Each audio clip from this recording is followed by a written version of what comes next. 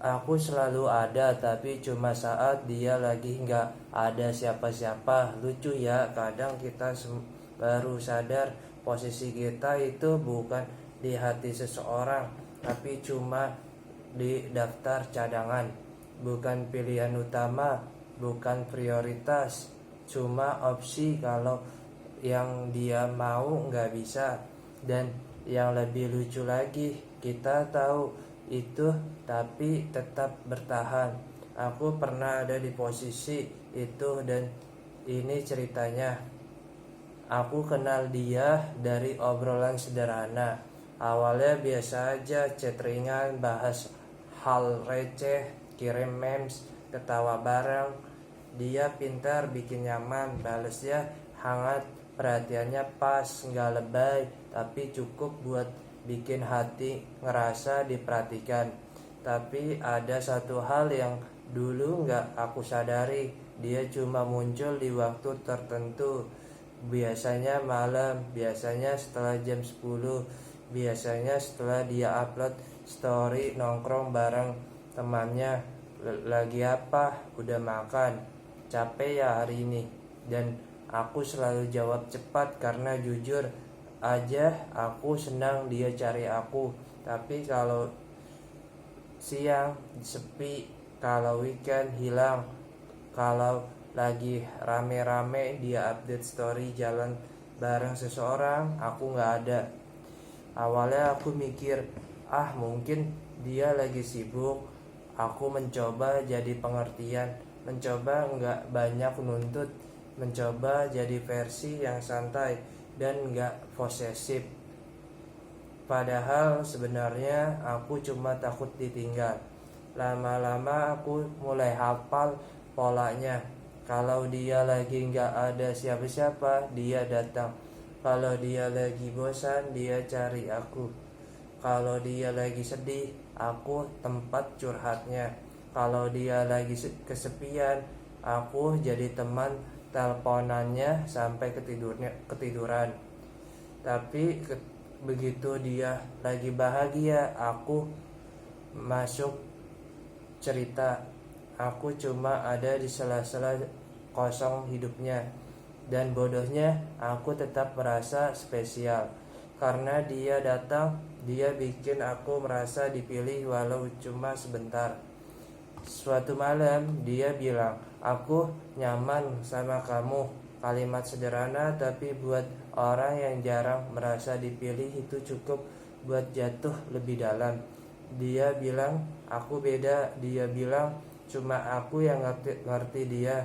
Dia bilang kalau suatu hari nanti dia pengen berhubungan yang serius. Dia pengen sama orang yang kayak aku. Orang yang kayak aku, bukan aku. Waktu itu aku gak sadar perbedaan kecil itu. Setiap kali aku mulai menjauh, dia menarik lagi. Setiap kali aku mulai dingin, dia tiba-tiba perhatian.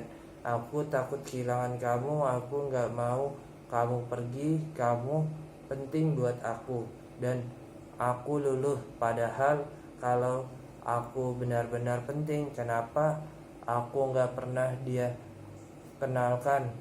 Kenapa aku gak pernah dia ajak keluar di siang hari? Kenapa semua obrolan serius selalu terjadi saat dia lagi rapuh? Aku pernah tanya, kita ini apa? Dia jawab, jangan buru-buru, nikmatin aja dulu. Dinikmati. Yang nikmat siapa? Yang menunggu siapa? Aku selalu jadi tempat dia pulang, tapi bukan tempat dia tinggal. Aku selalu jadi tempat dia cerita, tapi bukan orang yang dia ceritakan ke orang lain.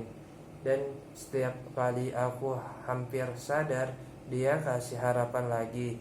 Harapan kecil, janji samar, kalimat manis yang gak pernah benar-benar diwujudkan.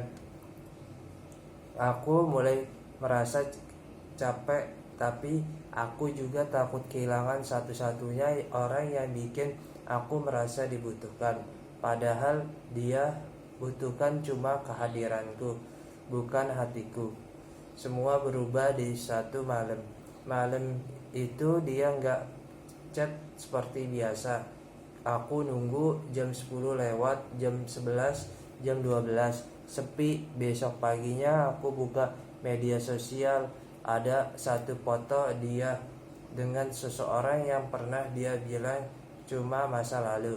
Captionnya singkat, beberapa cerita memang harus diulang. Jantungku rasanya jatuh.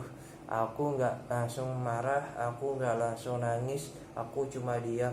Beberapa jam kemudian dia chat, aku mau jujur sama kamu. Lucu ya, orang yang selalu bilang mau jujur setelah semuanya terlambat. Dia bilang dia balikan sama mantannya. Dia bilang perasaannya ternyata belum selesai. Dia bilang dia nggak mau kehilangan aku sebagai teman. Aku yang tiap malam nemenin kamu sampai tidur. Aku yang dengerin semua keluh kesah kamu tentang mantan itu. Aku yang nenangin kamu waktu kamu bilang kamu udah move on. Dan sekarang aku cuma teman. Aku tanya satu hal, selama ini aku apa? Dia jawab, kamu penting buat aku, tapi situasi rumit. Kalimat yang paling nyaman buat orang yang gak mau tanggung jawab. Saat itu akhirnya aku sadar, aku bukan pilihan yang kalah. Aku memang gak pernah ikut perlombaan, karena dari awal aku cuma cadangan. Kalau mantannya pergi, aku dipanggil. Kalau mantannya kembali, aku disimpan. Dan yang paling menyakitkan bukan dia balikan, tapi kenyataan bahwa selama ini aku tahu polanya, aku tahu tanda-tandanya, dan aku tahu aku cuma datang saat dia sepi, tapi aku tetap ditinggal. Malam itu aku nangis bukan cuma karena kehilangan dia, tapi karena aku kehilangan diriku sendiri. Aku terlalu sibuk jadi ada buat dia, sampai lupa nanya siapa yang ada buat aku.